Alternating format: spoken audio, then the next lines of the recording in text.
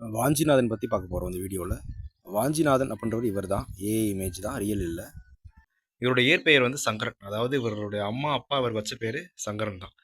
செங்கோட்டை, அதாவது திருவாங்கூரில், செங்கோட்டையில் திருவாங்கூரில் 1886 பிறந்தார்.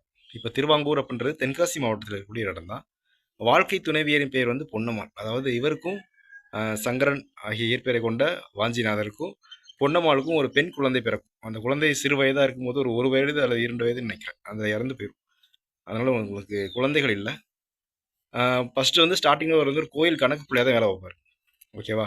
அப்போ வந்து புனலூர் வனத்துறையிலிருந்து அரசு வேலை வந்து இவருக்கு வரும். அதோட கோயில் கணக்கு பிள்ளை அந்த வேலையை விட்டுட்டு வனத்துறை வேலையில் சேர்ந்துருவார். பாரதியோட சேர்ந்து இந்தியா நாளிதழில் துணை ஆசிரியராக இருப்பார். ஓகேவா? 1910 பாரத மாதா சங்கம் அப்படின்றது தென்காசியில் தொடங்கப்படும். அதாவது சில புக்குங்களில் பாரத மாதா சங்கம் நீலகண்ட பிரம்மச்சாரி அவர்களால் 1904 தொடங்கப்பட்டதுன்னு போட்டிருக்காங்க. அதனால் நீங்கள் 1904 பார்த்துக்குங்க. அபினவ் பாரத் அப்படின்ற ஒரு இயக்கம் விடி சாவ்கர் அவர்களால் 1904 தொடங்கப்படும் மகாராஷ்டிராவில். ஓகேவா?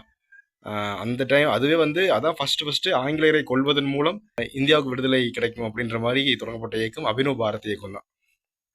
ஒருவேளை அந்த இயக்கம் தொடங்கப்பட்ட போதே 1904 இந்த ரகசிய அமைப்பு தொடங்கப்பட்டு 1910 வெளிப்படையாக ராபர்ட் ஆஸை கொண்டதுனால அப்படி சொல்கிறாங்களான்னு தெரியல. நீங்கள் கொஞ்சம் செக் பண்ணிக்கோங்க. ஓகேவா? நான் செக் பண்ண வரைக்கும் 1910 தான் தென்காசியில் பாரத மாதா சங்கம் தொடங்கப்பட்டுச்சு. ஆனால் சில இடங்களில் வந்து 1904 கொடுத்துருக்காங்க. கொஞ்சம் செக் பண்ணிக்கோங்க. வாஞ்சிநாதனோட மைத்துனர், அதாவது வாஞ்சிநாதனோட மச்சான் இருப்பார் ஒருத்தர். அவர் பேர் சங்கர கிருஷ்ண ஐயர். அவர் தான் இந்த நீலகண்ட பிரம்மச்சாரியோட இந்த கட்சியில் இருப்பார், அதாவது இந்த இயக்கத்தில் இருப்பார்.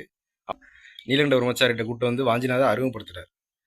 என் மச்சான் தான், ஆங்கிலேயர் மேலே செம்ம காண்டில் இருக்கு. அப்படி ஏதாவது சொன்னீங்கன்னா சம்பவம் பண்ணிடுவார், செஞ்சு விட்டுருவார். அதனால் இவர் நீங்கள் கூட வச்சுக்கோங்க அப்படின்னு சொல்லி அறிமுகப்படுத்தி விட்றாரு. ஓகேவா? அதுக்கடுத்து வாஞ்சிநாதனுக்கு வாவேசு ஐயர் அப்படின்றது வரகநேரி வேங்கட சுப்பிரமணி, அவர் தான் வாவேசு ஐயர் அப்படின்றோம். அவர் பாண்டிச்சேரியில் வச்சு இவர் துப்பாக்கி சூடுற பயிற்சி அளிக்கிறார் 1911.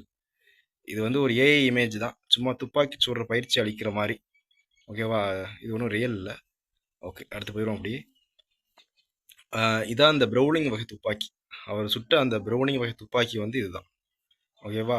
அந்த துப்பாக்கி ப்ரௌனிங் வகையை சேர்ந்தது. பாரிஸிலிருந்து பிகாஜி காமாவால் வாவேசு ஐயருக்கு அனுப்பப்பட்டது.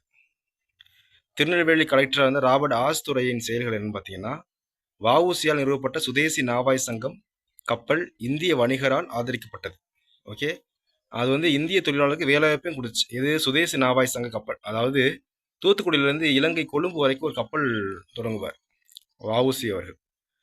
அது வந்து ஆங்கிலேயருக்கு பிடிக்காது. ஆங்கிலேயருடைய அந்த கப்பல்கள்லாம் அதனால் ரொம்ப சரிவு ஏற்படும், வர்த்தகம் சரிவு ஏற்படும்.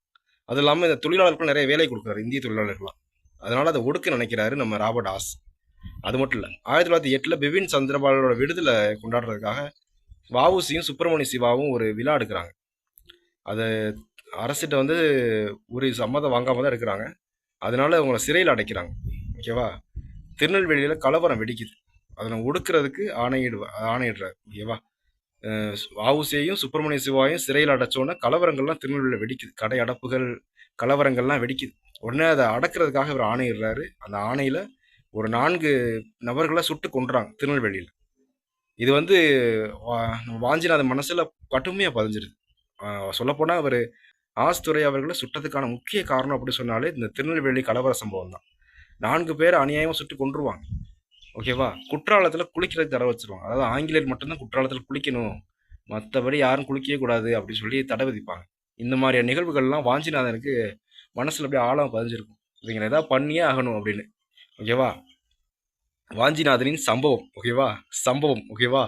திருநெல்வேலியிலிருந்து கொடைக்கானல் செல்றதுக்கு ராபர்ட் ஆஸ் மற்றும் ஒரு மனைவி குடும்பம்லாம் போயிட்டு இருக்காங்க. எப்போ? 1911 ஜூன் 17 காலையில் 9:30 மணிக்கு. தொடர் வண்டின்னு போட்டிருக்கு, நீங்கள் ரயில் நினச்சிங்க. ஓகே, ரயிலில் ஏறுறாங்க. அப்போது அதில் வாஞ்சிநாதன் அவரோட நண்பர் மாடசாமியும் ஏறுறாங்க. ஓகேவா? சரியாக 10:35 மணிக்கு மணியாச்சி ரயில்வே நிலையத்தில் வண்டி நிற்கிது, அப்படி ஸ்லோவாகுது ஆள் ஏற்றுறதுக்கு. ஓகேவா? வாஞ்சிநாதன் தொடர் வண்டியில் அங்கேருந்து இறங்கி ஆங்கிலேயர் போகிறதெல்லாம் முதல் வகுப்பு பெட்டி. ஓகேவா? அந்த நோக்கி நடந்து போகிறாரு. போய் ராபர்ட் ஆஸ்துரை தன் துப்பாக்கியை எடுத்து சுடுறாரு. சுட்டுட்டு டக்குன்னு ஓடி போய் அந்த இதில் கழிவறை இருக்கும், எல்லா முதல் வகுப்பு பெட்டியில் ஒரு கழிவறை இருக்கும், அதில் போய் ஒளிஞ்சிருவார். ஓகேவா? ஒளிஞ்சதுக்கு அடுத்து போலீஸ்லாம் வந்து செக் பண்ண ஆரம்பிச்சிருவாங்க. செக் பண்ணும்போது பாத்ரூம் கதவு தட்டுறாங்க. உடனே இவங்கள்ட்ட மாட்டினா இவங்க கண்டிப்பாக நம்ம கொள்ள தான் போகிறானுங்க அப்படின்னு அவரோட துப்பாக்கியால் அவரே சுட்டுட்டு செத்துருவார். ஓகேவா? இது வந்து சும்மா ஆஸ்துரையை சுட்ட மாதிரி ஒரு காட்சி. அந்த ட்ரெயின்ல எட்டி பார்க்குறத மாடசாமின்னு வச்சுக்கோங்க. ஓகே, கொஞ்சம் ஞாபகம் வச்சுக்கிறதுக்காக தான் ஏஐ. ஓகேவா. பிறகு தன்னை தானே சுட்டி இறந்தார். பாரத நாட்டிற்காக தன்னை தியாகம் செய்தார். பிரேத பரிசோதனைக்கு பிறகு இவரது உடலை வந்து இவரோட அப்பா வாங்க மாட்டார்.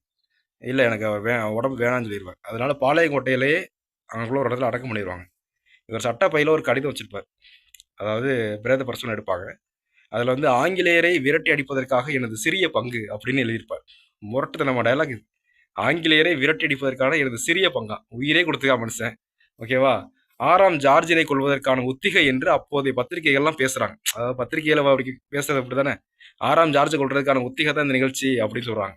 1908 வாஞ்சி மணியாச்சி ரயில் நிலைய சந்திப்பு என்ற பெயரை மாற்றி வைக்கப்பட்டது. அதாவது மணியாச்சி ரயில் நிலைய சந்திப்பு வாஞ்சி மணியாச்சி ரயில் நிலைய சந்திப்பு என மாற்றி வைக்கப்பட்டுச்சு. 2013 செங்கோட்டையில் அவருக்கு ஒரு நினைவிடம் அமைக்கப்பட்டுச்சு. 1961 வெளிவந்த கப்பலோட்டிய தமிழன். இந்த படம் வந்து முழுக்க முழுக்க வஉசி சம்பந்தமான படம் தான்.